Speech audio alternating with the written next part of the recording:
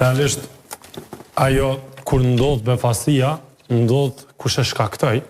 dhe ndodh cila ishte arsyeja që e shkaktoi, kuptohet që vetëvendosja ka pas një frikë që ka pas mundësi të mos dërgon vendin zgjedhje dhe ajo që ka qenë friga, ka qenë pushteti i Vjosa Osmanit, që ta vazhdoi edhe një 5 vjeçar në presidencë, kur i din që ka fuqinë politike ndërkombëtare, kur i din që ka një frym të re të qeverisjes së saj dhe kur e din që tashmë në fund zonja Osmani aprishi disa prej pazareve të tyne që ta ketë një president thuaja lodër të ti që kur ti nevojitet si që ka ushtru këtë funksion deri në 2024, kurse 2025 dhe kurse me ndryshimin e pakt dhe ndikimin Amerikan diti që kur ti ta denaj këtë pjesë dhe frymën e Rrugovës për sa vite,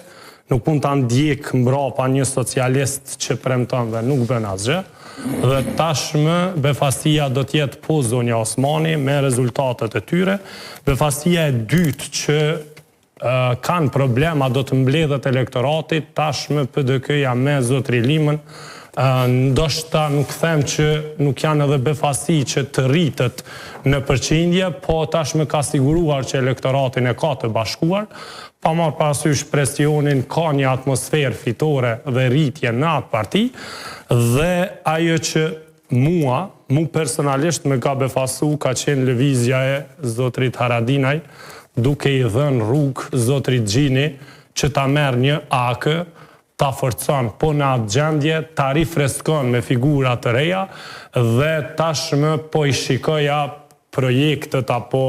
plan programet e qeverisë dhe të pjesës opozitës. Gjini është duke na befasu edhe me premtimet që është duke i bën në fushat dhe njerëz e AK-s që po promovohen media, dhe ajo që duhet na befasoj me ramje jo të pakt në përqindje, po duhet jetë dyshifror, duhet jetë vetëvendosja, sepse nëse unë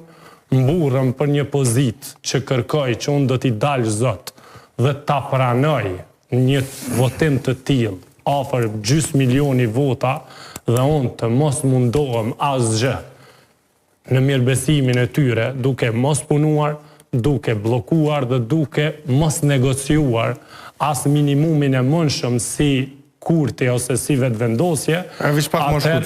Atëherë është më gjatë se gjithë të tjerët. Atëherë kuptohet që kjo do të ketë edhe gjobën, sepse qytetarët nuk dojnë ma një lider të lastum, po dojnë një lider që është i bashkum, negociator i mirë dhe që e sheh interesin e vendit para vetvetes. Kush me këm bëhet mas zgjedhjeve?